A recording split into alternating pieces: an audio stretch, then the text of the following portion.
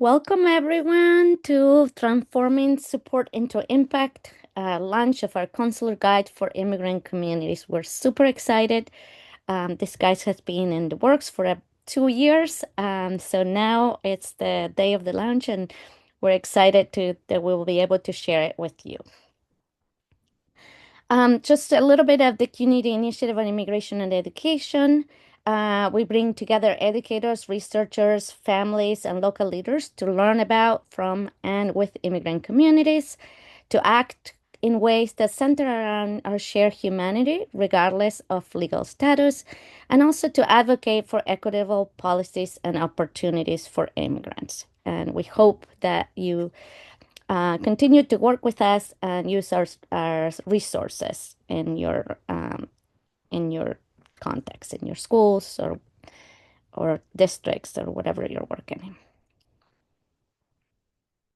in. So a little bit about me. My name is Ivana Espinet. I'm an associate investigator for CUNY-IIE, and I'm also a professor at Kingsborough Community College. I'm an immigrant from Argentina and also the daughter of a political refugee. Hello, everyone. My name is Emilia, and I'm a project researcher here with CUNY-IIE. Super excited to be here. It was such a pleasure to work alongside Ivana for this project and also 11 other school counselors across New York State. And I'm really excited to share that we have a few of them here to share a little bit more with you all. On the screen, you're also not seeing a lot of people that worked with us to develop this guide and launch it. And for this to actually happen, it took 2 years and it took a whole team of folks with a huge commitment to support immigrant students and families to make this happen. So we honor all of their work. So now that we want to get started talking a little bit about our guide, we will definitely do that. But before we get there, we want to introduce to you our grounding principles, CUNY-IIE's grounding principles. If this is your first time seeing them, I hope that you're able to dig deeper after this session. But we want to kick off with our grounding principles because they're part of our commitment to action and advocacy. These principles outline the positions educators can take to center our shared humanity and work toward equitable policies and educational opportunities for all. So once again, we welcome you to check them out on our website, share them with your school community as well. We have them translated in multiple languages and they can be downloaded at any time. These principles guide our work and have absolutely inspired and framed our approach to the school counselors project. So they're everything to us. And so now we can actually talk to you about the purpose of the project, the behind the scenes, how it all came about. So CUNY-IIE has its ear to the ground, and we know and we understand after connecting with many educators that there is a great need for school counselors to access resources and supports that are very specific to the profession of being a school counselor. So we heard it loud and clear that this resource is greatly needed and we wanted to act on that, right? We understand that there's a great need for partnership and collaborative learning with school counselors. But Ivana and I are not school counselors. We don't have that background. So it was imperative that we actually connect and partner with school counselors that are leading this work in their schools. We also learned that school counselors want to connect with other school counselors who share the same commitment to supporting immigrant students and families. And so we really wanted to create a space for that to happen while also building resources for current and future generations of school counselors. One of the questions that we would ask the school counselors that we partnered with was, what are some of the things that you wish you had known year one that you know now? And I think leading with that, we got a lot of insight into what it means to be a school counselor. So that actually also led to thinking about resource and guide development, right? So our goal was to create resources specifically for school counselors because we understand that school counselors have very specific needs and specific skills that should be featured and should be uplifted, right? So the next step was to make the call out to the community and actually partner with those school counselors. So Ivana will share a little bit more about what that looked like.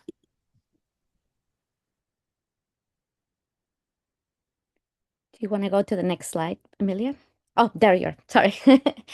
Okay, so one of the first things we did is we put a call out, and we actually got over 100 applicants that wanted to participate in creating this guide. And of those applicants, we selected 11 that really represent all sort of experiences from everywhere in the state, from Long Island, from Hudson Valley, from Central and Western New York. But also, we make sure that we had people with various levels of experience working with immigrant students and families. So most people have 5 years and above. And then we really wanted counselors who had a strong commitment to supporting those immigrants and students and families. So we asked questions about what they were doing in their school communities and what were some ideas for what they would like to share with other counselors that they can implement in their own schools.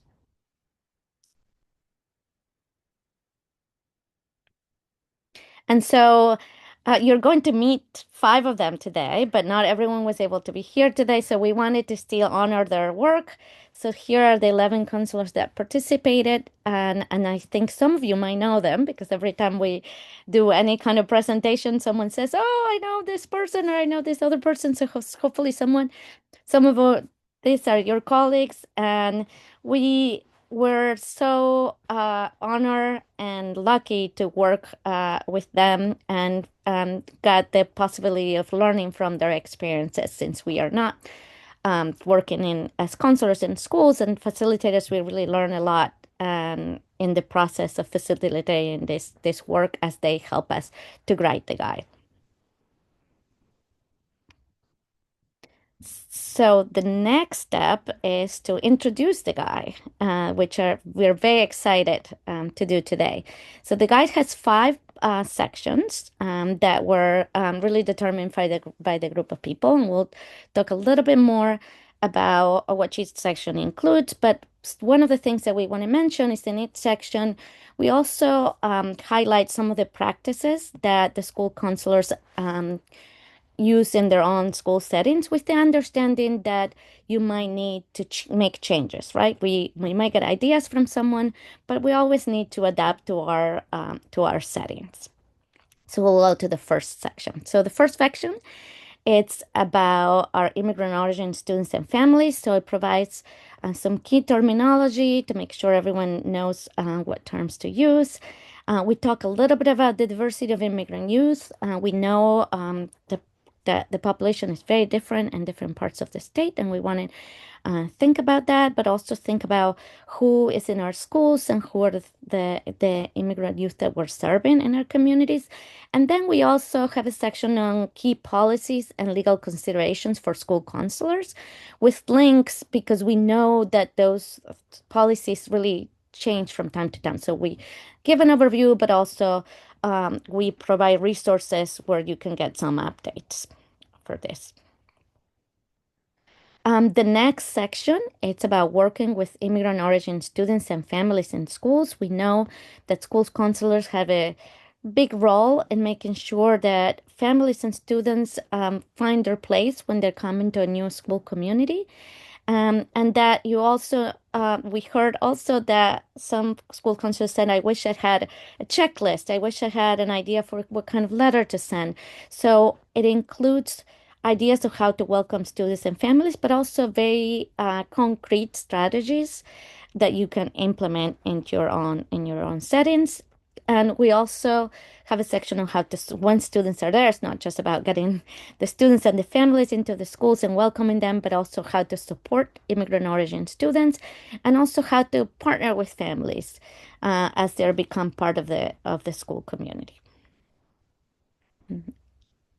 And the third section is providing professional development for staff. We know that we know that you wear multiple hats if you're a school counselor, that there are lots of different things, but all of these ideas need to be implemented in the context of a community, and sometimes the educators in the school or the staff in the school, not necessarily just the educators, but anyone that works in the school, needs to become part of the team that's working with school counselors, and professional development is one of the key roles that many school counselors are playing. So we share some practices that school counselors, some practices in terms of professional development, um, when they're partnering with educators, and also in terms of advocating with immigrant students and families, and how do they share those practices with other staff members in the school.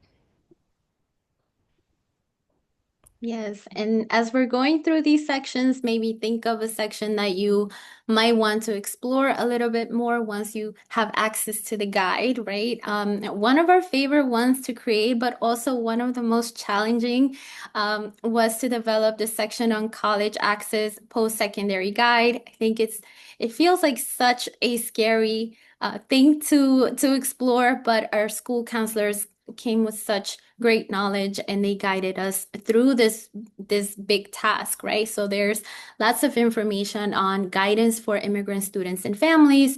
And so thinking of families as partners, students as partners in this work as well, so that school counselors are not doing all of the pulling, right? There's also information on how to pay for college. There's a financial aid overview of what that looks like for students in a mixed status family or undocumented students, immigrant origin students as a whole, right? We also talk about the support networks that undocumented students and immigrant students will need and how school counselors can show up for them. This section builds awareness, has lots of tips and information on how to support our students through the post-secondary process. And then another section that we have here is super important, is on building community support through CBO partnerships or community-based organization partnerships. This is not part of the work that maybe you're getting in your grad studies as you're becoming an educator or a school counselor. So this comes with experience.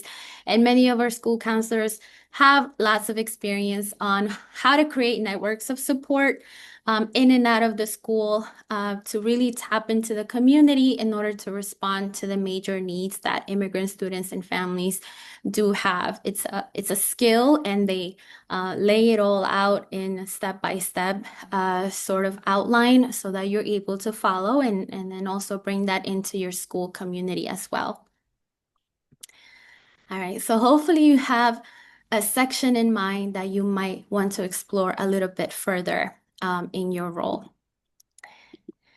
So now for this section, it's titled The School Counselor's Corner, and it represents really the purpose of our guide, which is to feature the voices and the expertise of school counselors who are leading this work of supporting immigrant students and families in their schools.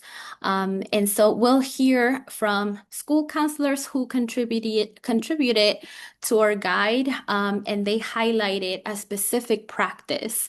And we want to give voice to that, to their expertise. And this can include best practices around building programming, mental health support, professional development for all school staff, post-secondary access, the art of creating school and CBO partnerships, right? And so we'll start off with our school counselor, Madeline, who was adamant about the importance of approaching this work from an asset-based mindset to create programming and initiatives that actually honor the brilliance of our students first. So, Madeline, I'm going to invite you to share a little bit about yourself and also share about how you foster spaces of belonging where our students can thrive and feel safe. So, Madeline, go ahead and share. Thank you. Hello, everyone. My name is Madeline Tineo Cuddy. I am a daughter of Dominican immigrant parents, and I was born and raised in Washington Heights in New York City. But I currently work in Ossining High School, which is located in Ossining, New York, which is a village in Westchester County, about 30 miles up north of New York City. Our high school is around a little bit over 1,500 students, and 12%, around 12% are immigrant origin students, just to give context to where I work and from the experience I speak from. And the top countries we would say is Ecuador, Guatemala, and Colombia. So this question is important to me about, building relationships and also creating these spaces. But I do want to make sure to note that there's not one single program that works, right? It's about shaping the everyday culture of the school, where all students, and especially immigrant origin students, feel safe, seen, and are capable of succeeding. I will start with one of the most obvious that I think in our training, we're told about your office space, right? And what does that look like? For me, I have flags around my office space that represents my students. And if they're not represented, my students will tell me, hey, miss, you forgot my flag. And I make sure to order the flag because they're conversation starters. They're as when they enter our space, they feel proud of where they're from. And we want to be able to honor that in their everyday interaction with the school counselors. Also, when we receive a new student in our school, our counselors tend to really block off an hour and a half for those students. We are the first face when they walk into a new environment, and we want to be able to give them that time. And that's hard as school counselors, right? Time is something that we are constantly battling for, but we want to be able to make sure that we give them the time, because we want to hear how they arrived, why they arrived, who are they here with, what are their goals. And I also share a little anecdote about myself to start building that relationship and trust in that space. We have two of my colleagues, and shout out to Kenny and Laura, who really lead this work, which is an ambassador club. We've established an ambassador, a school counseling ambassador. This is a current student who's probably been at the school, more than 2 years. Some of them are not immigrant origin students, but we try to really, Spanish is the dominant language of our immigrant origin students. So a student who is bilingual in both English and Spanish. This is someone that once after they meet with us on that first day of school, where they're going to follow their schedule, this is someone who will walk them around the school, show them where things are, where the cafeterias, where the bathrooms are. We also try to have them explain to them if there's a lockdown drill, what is that? Is there an evacuation drill? What is that? Some students do not have these practices in their home country. And then now, some friendships have been developed from the Ambassador Club, and this is someone that they now have a peer that they can turn to, and they get walked to their classes from. We also have packets of information ready for our students and families as well. That includes resources, not only within the school, but also in the community, where the public library is, where families can find our food pantries or anything that is needed. That information is already in a packet of folder that is ready to grab, and in both English and in their home native language. The other thing that I'm very proud of, because I did not start this club, but I've been leading this after school club. It is called La Sisterhood. It is a club for Spanish speaking, or those who want to practice Spanish, right? We don't, female identifying students, where we touch upon different topics. It includes, academic graduation requirements, but it also includes social, emotional type of topics of what they're going through, right? Many of our students in our spaces are students whose parents may have been here, and they're just reestablishing that relationship and what comes with that, all the emotions that come with us, and partnering also with folks already in the building who have experiences, whether that's a social worker or a school psychologist. We've invited those people in to our meetings to discuss different types of topics that I may not be as comfortable or as versed in discussing, but I can partner up with the school psychologist to come in and speak to our students about different topics. And it's student-led. They tell us what we want to, what they want to talk about, what they want, what they're feeling, and around relationships with families, with peers, with friends. And also we do some fun things as well. We take them, on trips. Some of them, we've gone to Broadway shows, and that's also partnering with your building admin and advocating for whether it's money, whether it's the time, whether it's how do we get these experiences to them, right? These are the first time they may be, going into New York City and seeing the city and what that is and how close it is to them and what accesses they have. So these are all just different types of programming and things that we do at Ossining, and that I feel many other schools can also duplicate in some sense. But like I said from the beginning, it's not one single thing that works. It's every day in advocacy as school counselors regarding course two, right? So in spaces where students are not in, that's also part of this advocacy work that school counselors to do. How are they represented in our courses that we offer, how, in spaces also as well. Thank you, Madeline. I love the idea of building out these systems that can be truly implemented into the school system. Thank you so much for your insights, for your hard work. And now we're going to move into the topic of mental health. And so we have our school counselor, Daniel, who is not able to join us today. He is the type of counselor that puts his students first. And so we definitely understand this, but we do want to honor the work that he's contributed to our guide. So the question for Daniel was, as a school counselor, how do you provide mental health supports for immigrant origin students? And we know this is very important for a lot of educators working with immigrant students today. And so he was able to kind of walk us through the process of how this happens, how the information comes to him, how he connects with the students, the goals that they're able to create as partners, right? The school counselor and the student. And then he mentions the importance of connecting with community based organizations if there are any concerns around immigration status or immigration questions, right? We know that school counselors are not immigration law experts or immigration lawyers.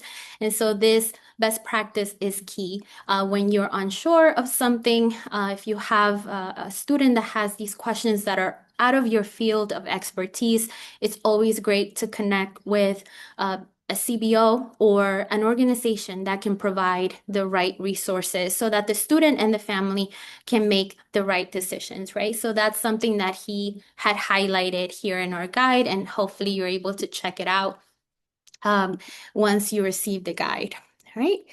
And now we're going to talk to Chynna, right? Because we know that Chynna and many other school counselors have a great wealth of knowledge and expertise that can guide a school's approach to working with immigrant students and families. Chynna, we had the privilege of seeing you in action, leading professional development for us even, right? And so please go ahead and introduce yourself and tell us how you as a school counselor support the professional learning of educators in a school community. Sure. Thank you so much. Good evening, folks. My name is Chynna Smith, and I use she, her pronouns. I am a school counselor in Bethlehem Central School District. I was in the middle school for 7 years or 8 years, and this is actually my first year in the high school. So when I was working on this guide, I was looking at it through the lens of a middle school counselor. I'm also an adjunct professor at the Sage Colleges in the professional school counseling graduate program. And most directly related with the work of my heart, I am a social justice facilitator at NICET, where I've had such a privilege of facilitating their Sticks and Stones workshops, as well as their Continuing the Conversation 2.0 social justice workshops. So like Emilia said, I'm here to uplift the importance of professional development and just to talk about what that looks like. And for me, that's really through the lens of anti-bias and anti-racist work in our educational spaces. So having had this opportunity, I always see this as a privilege to have space to talk about this work and really to understand what that looks like as an educator when we're doing that in the system of education, because I know a couple of people had used the word system, and education really is a system. It's one of the many systems that we are exposed to throughout our lives. And what's been unique about my experience is that I've spent a large part of the last 3 or 4 years doing these workshops, not just in my own school community, but in other schools throughout New York State. And the focus of this is really about defining and working through implicit bias, stereotypes, and microaggressions, and talking about how we challenge this in our professional and our personal capacities, right? So equally as important, when we think about professional development, we think about our role as educators, it's important for us to think about how we are a part of our students' socialization. But it's hard to do that until we can really understand our own socialization. So throughout different professional development practices, right, we look to really understand what that cycle of socialization looks like and how the many different experiences we've had throughout our own world has really shaped and crafted, right, the lens that we look through and how we meet our students and how we meet our families. So it's important to first be able to take a step back and look at our own personal lived experiences and understanding how our own perspectives have been shaped in that way. And then, throughout professional development, what I can say has always really been a priority is understanding that this work has to happen in safe spaces where participants are able to deeply reflect, right? And also give themselves grace and give other people grace throughout that process, which can sometimes be difficult. What I would love to uplift, though, is the importance, and I know that Madeline, you had mentioned something about this as well, but the importance of educators providing students with stories that run counter to narratives that can be harmful or can perpetuate stereotypes. So when I think about what that looks like, it really is, providing students with storylines and supporting other educators and providing students with storylines that are strength-based rather than deficit-based, specifically when we're talking about our marginalized communities and we're talking about how they are represented in the spaces around us, whether it be in the images, right? Do the students see themselves represented throughout your school community? Is their artwork, is their literature represented? Is there, wide representation across all different areas, right, of our school? So really the importance of the professional development is to support other educators, but it's also, we all bring different perspectives to the table when we're having these conversations. And I remember earlier on in this work, when I was talking to Emilia and Ivana, we were talking about, how do we focus on a strengths-based approach? And it feels really obvious when you take a step back and you look at the fact that our students and our families who have immigrated, they bring so many beautiful qualities, right, into our educational spaces. And that is something that we want to continue to highlight because we have the privilege of creating spaces where students and families feel welcomed rather than rejected. And sometimes we only have one opportunity to do that, right, to create a space of belonging. And I guess I'll end my piece with just saying belonging is for everyone. So how do we foster a community that looks and feels that way? Thank you, Chynna. And you're having me think about some of the questions that we received from educators, and there's a common one that comes up. So feel free to answer. Madeline, feel free to jump in as well. How do you handle a situation in which in a school there's pushback from educators or leadership when it comes to talking about immigration or our immigrant students? How do you deal with a situation when educators are only seeing the deficit or seeing our students and families from a deficit-based lens? So how do you combat that? And I'm not a fan of this term, but how do you get buy-in from leadership and educators that just don't want this coming up in their schools, even though we know that there's a need?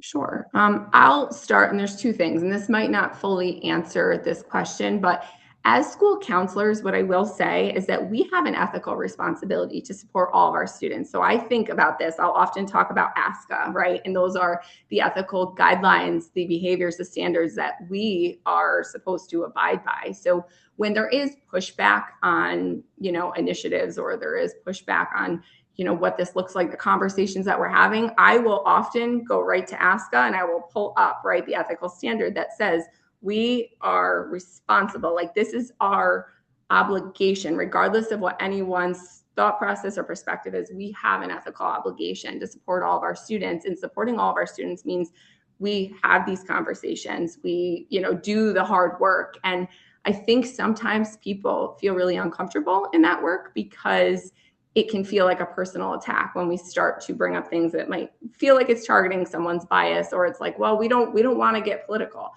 Supporting our students and families who have immigrated, that's not political. It's our ethical obligation, right? So that is like the piece I will pull in terms of like, nope, we need to do this. But I don't know, Madeline, if you want to add to that, because I will talk forever. But if there's something. No, I echo what you say. I think the ASCA is a very great source just for a lot of things too, right? For advocating for your role, who you are in the building. But I think my advice is to find your people, right? I often tell this to my students who are, either transitioning to college or transitioning to trade school or just the workforce, like, find your people. And what does that mean? If they're not in the building, go above, right? Go above the building, right? You'll find someone who will hear you and why this is important, and then lean into that and lean into those spaces. Because we are stronger with multiples than just you alone, right? Within your department as well. That's also advocacy. If we're all on the same page, if you have a whole department of 8 versus just one, that has impact. So just finding who your people are in the building, who are the people that support our students also is very important, right? Unfortunately, not all people in education support our immigrant origin students, and you'll find that in your spaces, but you'll have to find those who do and then lean into that. Thank you both. Thank you both for those answers. I think what I'm hearing is advocacy, exercising that advocacy muscle that we have as educators, and then also leaning on policies, on what our district is saying, what the state is saying, right? Because our immigrant students and families have protections. They have policies and laws that protect them from discrimination, right? And leaning on that is truly, truly important. If there are any more questions as our speakers are sharing, please drop them in the Q&A box, and we have time to chat, right? So just make sure that you're dropping them there so we can keep on discussing. But now we're moving into a topic of great urgency for a lot of our schools, and this is the post-secondary access. This one scares me a little bit, but with Carolina as our school counselor here, I no longer feel afraid. She has dedicated her career to opening doors of opportunity to all of our students. And so I would love to hear a little bit more about you, Carolina, about your background, and if you can tell us about the ways that you advocate for immigrant students' access to post-secondary opportunities, and if you can tell us some best practices on how to do that, maybe the do's and don'ts of doing that. Thank you so much. My name is Carolina Perez. I was born in Chile and I migrated here when I was 11. I'm a bilingual school counselor. I have over 10 years of experience supporting immigrant origin students. I also have experience in school administration. I am an adjunct lecturer at Hunter College, and I'm currently working on my doctorate. Hopefully that happens soon. as a school counselor, I believe that it's very important to advocate for post-secondary opportunities. And I've done so by being intentional in creating spaces where students can see themselves reflected in success, and also creating pathways that are realistic for students and accessible for their individual circumstances. In my work with immigrant origin students, I have learned that access is not just about providing information, it's about helping students see themselves in those opportunities. Many of my students, especially those who are undocumented or have experienced some sort of interrupted education, don't always see themselves in the traditional college and career pathways, or they may simply not know that information. So to address this, I've created one of my favorite days in the year. We did a career day that was designed specifically for ENL students and late entrant immigrant students, so at a high school level, those who entered ninth grade or beyond. And we were very intentional with our purpose, that was to not only provide students with an opportunity to learn about different careers, but to invite individuals and professionals who shared our students' lived experiences and who were thriving in those spaces. So we invited a wide range of professionals, from business owners, real estate agents, some elected officials. We had doctors, and all who mirrored our students' backgrounds and experiences. So not only did they get to hear about different careers, but the speakers spoke openly about the challenges that they faced and how they navigated and overcame them. To me, this kind of representation was very powerful because it shifts students from thinking, this is not for me, this could be me. Also, advocacy to me means helping students find pathways that are appropriate for their circumstances. So many of my students, either because they were undocumented or they needed to still work on their English, college just didn't feel like it was accessible. I had many students who were ENL. I created, or I connected with CUNY's CLIP program, the CUNY Language Immersion Program, that's designed to help students strengthen their English and become college ready. So before building this connection, I can remember two students, my first year working in my previous school. Only two students came to me to plan for college and ask me questions. How do I get there? And in working with them, I had to find this pathway. I connected with CLIP. And through this pathway and working with these two students, we were able to connect with a community agency that provided scholarships. And in the beginning of that, I had to beg students to go to college, to go to CLIP. By year 3 or 4, students were coming to me and telling me, this is where I want to be. I want to go to CLIP. I want to become a lawyer. I want to become a teacher.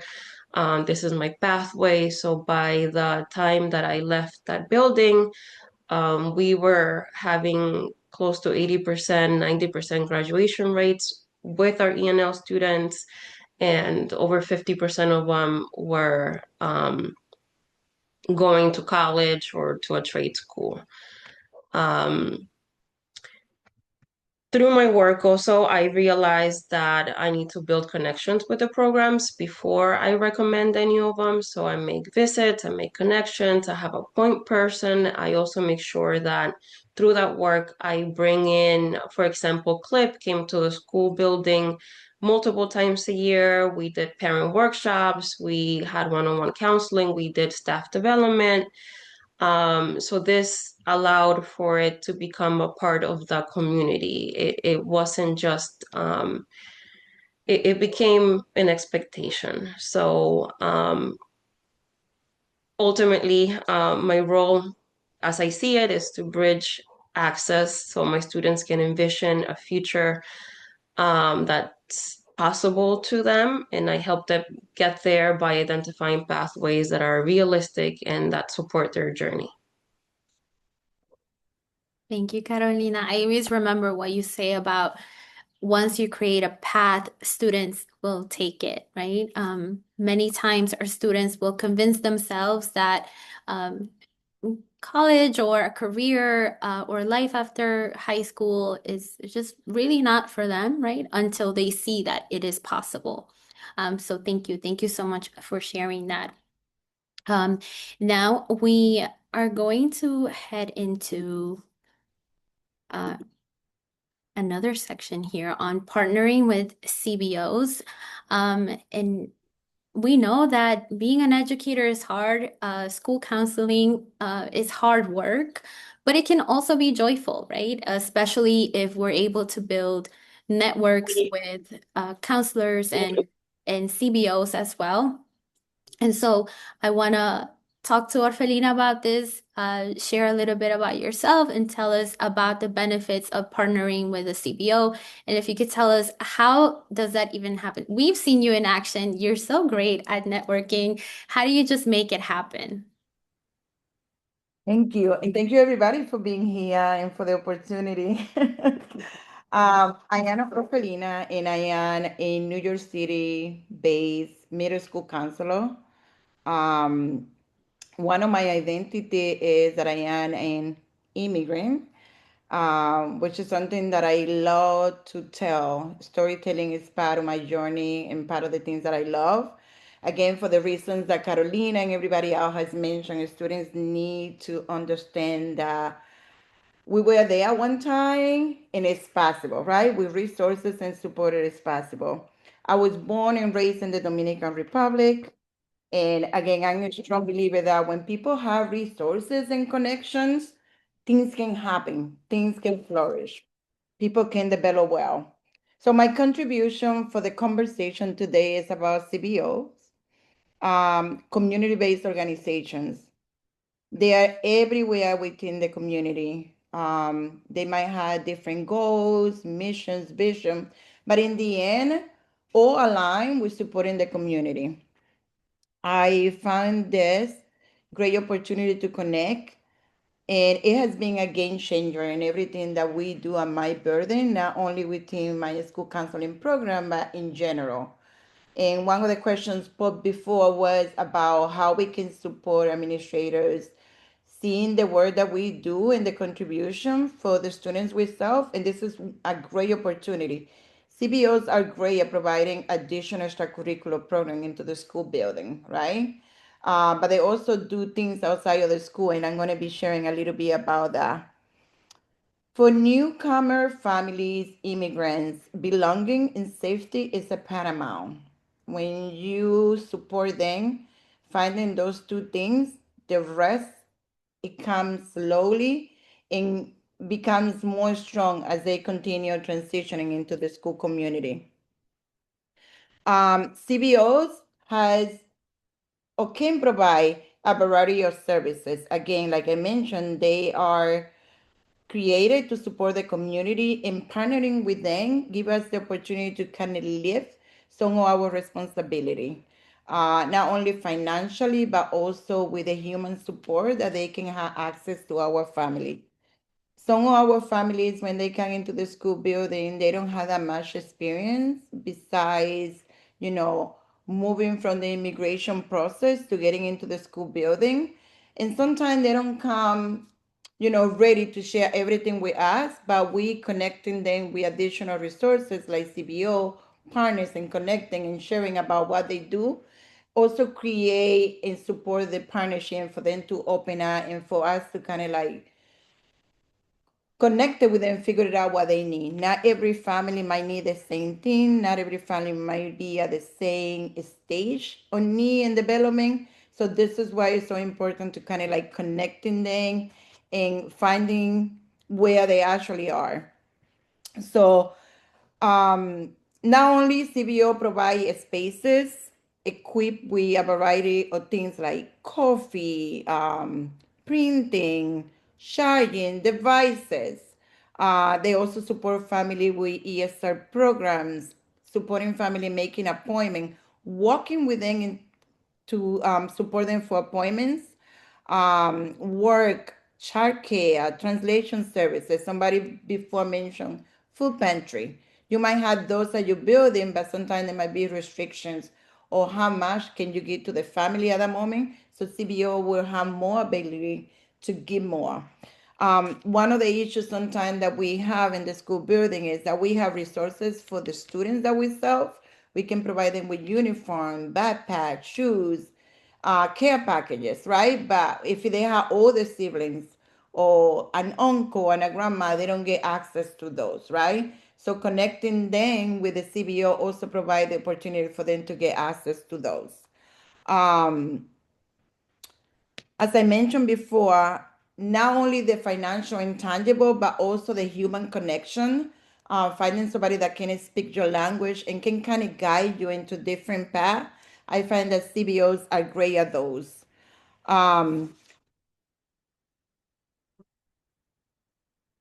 We recently have a family who was underwent a very difficult crisis. They recently moved and sadly they just lost everything through a fire. So yes, we a quick phone call. We were able to provide the family with a lot of immediate support. In less than a week, they were able to support the family with finding an apartment. So creating a CBO partnership for me has been very easy. Usually they want the school building and school personnel to connect with them. As I mentioned before, they also have goals of connecting services within the community. So giving them a call and telling them a little bit about your school, what are the needs that you have, it could be very influential for them to kind of, when they have this additional resources, provided you with them. So I think this is all that I have in terms of the CBOs, and I will be, waiting and see if anybody has any questions. The last thing that I'm going to say is that one of the greatest thing is CBOs have the spaces, and those can be available for the school. Extra hours, after school hours, that you don't have to really be concerned about having permit or where to host. And again, they have financial resources that they can provide. Thank you, Orfelina. No, this was great. And I think Robert might have a question for you in the chat, but I do want to uplift two questions. And I'm going to open it up to our school counselors.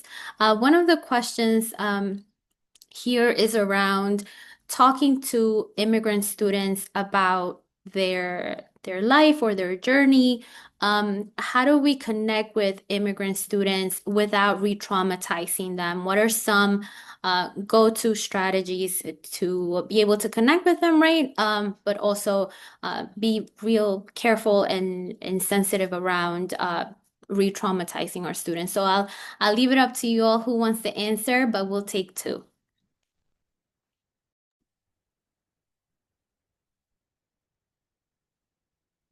One of the things that I always have in mind is that even though I identify myself as an immigrant, I don't have the same live experience that my students might have. I always try to be very knowledgeable about their experience, who they are, and allow them to share. And then based on that, you made your way there. It could be an affirmation, it could be an encouragement word, it could be advocating with a teacher who needs to hear why the homework wasn't done or what do they need in order to make that happen, right? So I agree, not traumatizing, not to bring in things that they are like, in a sense, making them feel uncomfortable. But it's also important that they know that human connection and that experience that is also could be similar. One of the things that I would say is to start by creating a safe space.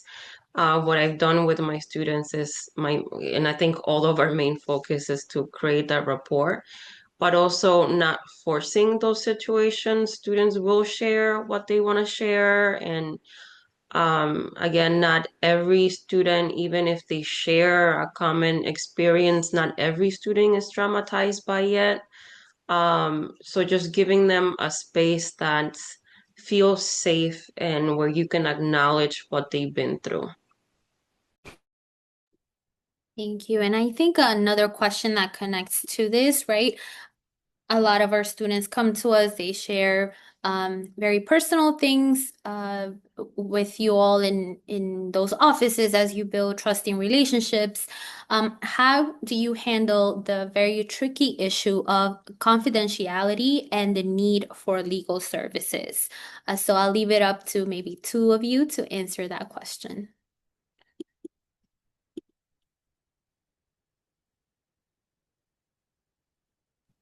I'll start. So the confidentiality part, as we know, we do, as counselors, we're trained that things are pretty much confidential until a certain point. And that's for all students, right? We establish that relationship where we are mandated reporters. So if you are unsafe to yourself or you're unsafe in a space, we do have to, seek out help for that. So that, that's starts off with also, I think, what Carolina, I'm sorry, was saying about creating this space, right, of it. Now, as far as the legal service things, we also have to remember that immigrant doesn't equal undocumented, right? It doesn't always equal undocumented, right? So the conversations for me being at a high school really start when we start to talk about post-secondary options and with families now sharing, how will I pay for college? And those kind of questions do come up, whether they're undocumented or not, or any other legal services are needed. And I think that also then comes up with something Orfelina said with the CBOs and partnering up with other folks outside of the school space to help with those matters. And I think it's important for you to find that out. Where within that community and where are these spaces where you can refer out? We aren't experts in that area. I never want to give any legal information or legal advice to anyone because that is not my area of expertise. But I will help you find where you can go. I will help you make that appointment. I will help you make the phone call with you as a support to the families and to the students. I hope I answered the question. Yes, I feel more informed. If another school counselor wants to add a little bit more. I was thinking that to what you say, Madeline, also things are going to be disclosed. I feel like for me is to really get the real content of the story. The educational system in the United States is totally different from some other countries our families are coming from. And this idea and this perspective taking of what is appropriate and what is not appropriate sometimes is misunderstanding, the need for support, understanding what are the expectations are, giving people the opportunity to share. I know that we are mandated reporter, but it's also this humanity sense of understanding, right? And then again, providing the resources and support. Thank you, Orfelina. And also part of our guide, we talk about the importance of sharing the key rights that every immigrant student and family or child in a mixed status family actually does have, right? And Madeline spoke a little bit about that enrollment process or how to connect with families and students, and we have that outlined in the guide, right? You should also lead with information for families and students so that they know that they have rights, that whatever they disclose is under confidentiality laws, right? We know that schools are not supposed to track your immigration status. They're not supposed to require you to disclose your immigration status when you are enrolled in a New York State school. And so our families also need to know that. Our students need to know that. And once we share that information with them, we can start building those trusting relationships. And so we outline all of that in our guide so that you can tap into that as well. Right. And so we also have two questions in the chat around language access and also connecting with CBOs, resources on how to even find them. So I'll welcome our wonderful school counselors to check those out and just answer them in the chat. But for now, We're going to now move into a little bit more about a key component of the guide, which is the action plan. And I'll pass it on to Ivana for that.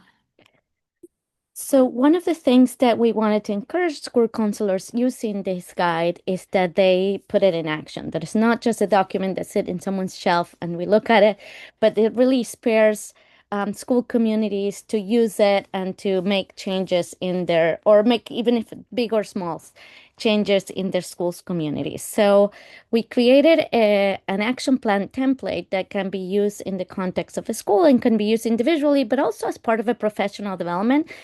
We know that you provide this in schools, sometimes with educators, but also some schools have a number of school counselors that might be part of a team. So this can be a document that can be used to think about, okay, I learned about these practices. Now, how do I implement them? And what are some of the modifications that I have to do in order to make sure that it fits the needs of my community? But also to think about what are the allies that I need. So not only what are some of the steps and who is going to help me accomplish this plan. So this is at the end of the guide, and we hope that once you look at the guide, you look at the different things that different sections and take some of the information and some of the ideas, but then that you also put it into action by using this action plan to think about what do you want to do in your own context. And if we go to the next one, so we did start it. We wanted to try it out. And so we provided this year, we've been working with school counselors, providing professional learning workshops. And we had 60 counselors who have participated. They're from all across New York State. And they used the draft of the guide because the full guide wasn't out yet. But they look at the guide and they complete an action plan that they can implement in their context. They also received some feedback from us as they were planning, got some suggestions and some ideas for how they might want to continue to do this kind of work. So this is the guide to action, right? We didn't just it's a document. We're hoping that's a living document that is going to continue to grow.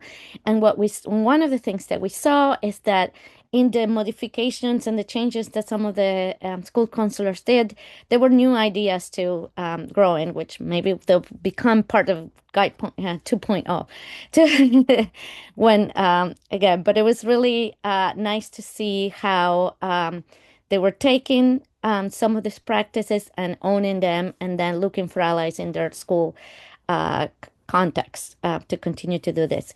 One thing that we want to highlight is that, of course, we talk about how this work can be done alone. We do it within your school community, but also this guide and the workshops was not just done alone by the CUNY-IIE team, but also we were blessed and very lucky to have the support of New York State Department of Education and the Office of Bilingual Education and World Languages. And in particular, one of our biggest supporters is Elisa Alvarez, which we want to give a shout out to because she really helped us get this work out there, support the whole process of creating this guide.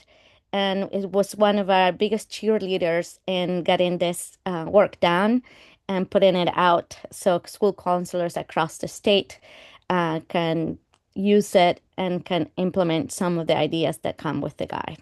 So thank you. And also thank you to the whole office because they also spent time reviewing and giving us feedback, which was taken into account and made the guide stronger. And now you'll get to see this document. And also thank you to the CUNY-IIE leadership team, which also provided support at every step of the process.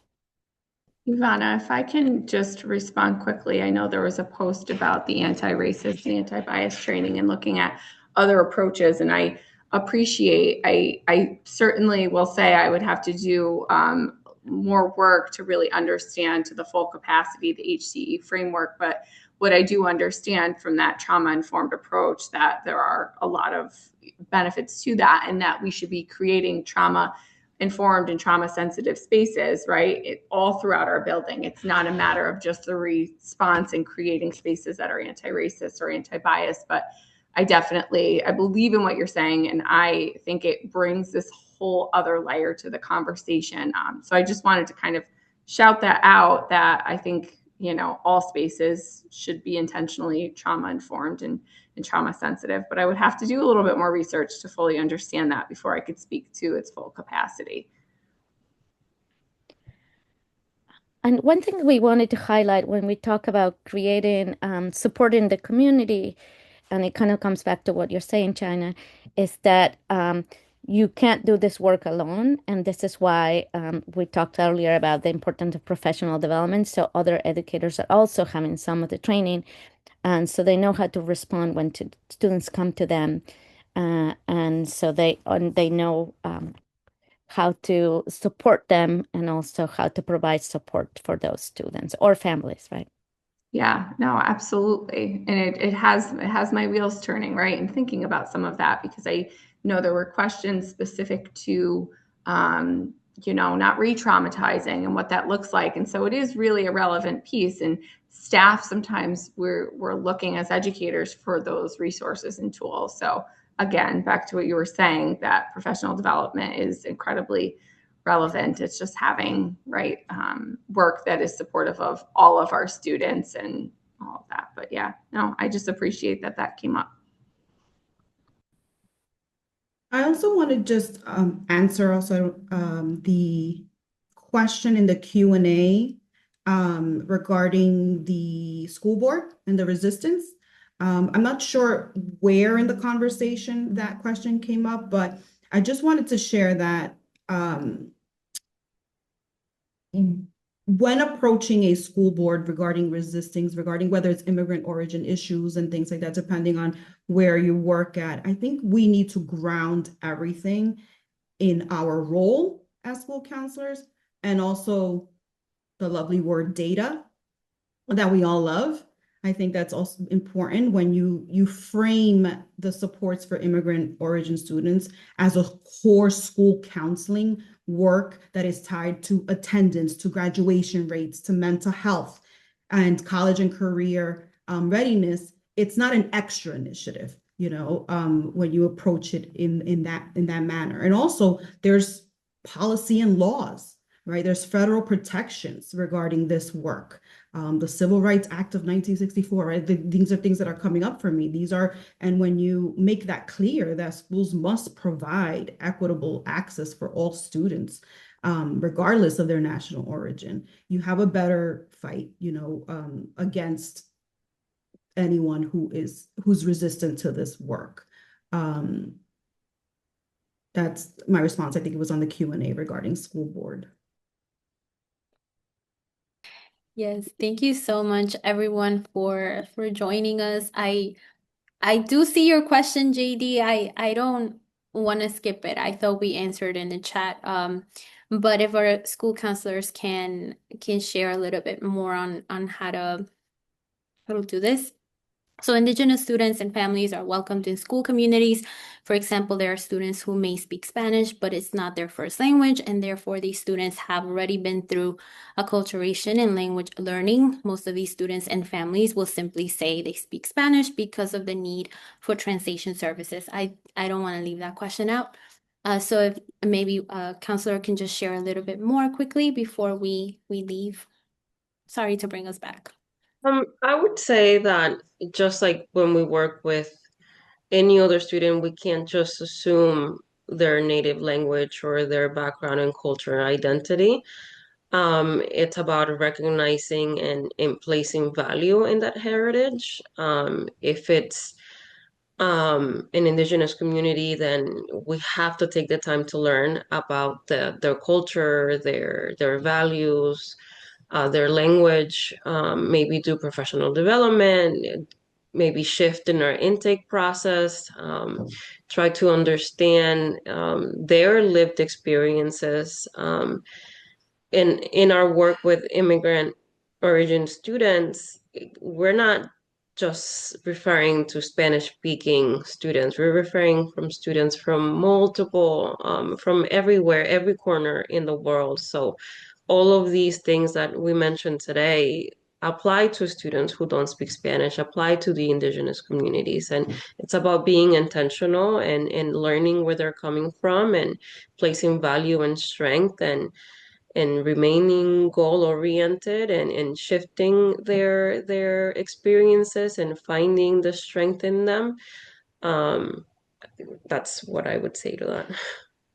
And along with that, I would say also too that there's you bring up a really, you're naming a real gap, right, in this, because many migrant indigenous students get flattened into say they're Spanish speaking, and sometimes they divulge that they're Spanish speaking because it's just easiest, or and then it unintentionally erases is their first language. So I would say start with also just like, do you speak Spanish, or making that assumption because the parents came in and spoke that and said what languages are spoken at in your home, right? What do you prefer for learning, and which languages the family prefer for communicating, and not just making that assumption.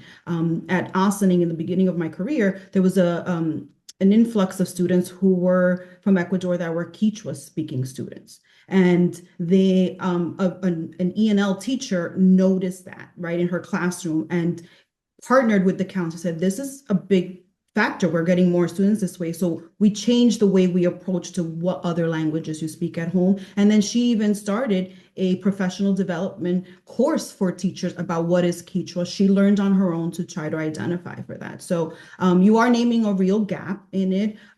Just, I would say, start with how you learn and who they are, and then match language support to reality, not just assumptions of because of where they come from. Thank you all. And this is why we love the guide, because if you're noticing gaps or there's an action you really want to take because you're noticing something that is not benefiting and it's harming immigrant students and families, our guide has space for that, an action plan, so you can take action and make those changes. So thank you, everyone. It was, of course, a pleasure to have you all be part of this webinar, and we hope that you follow us on social media. This is, as some of you might know, there are a lot of wonderful resources on our website, and also we continue to offer other webinars that you might want to participate in. So follow us in Facebook and Instagram, and check our website, because a lot of our resources are tailored so you can use them to provide professional development in your own sites. So I use them for myself in my classes. So I think you can also use them to work with educators in your schools or in your districts.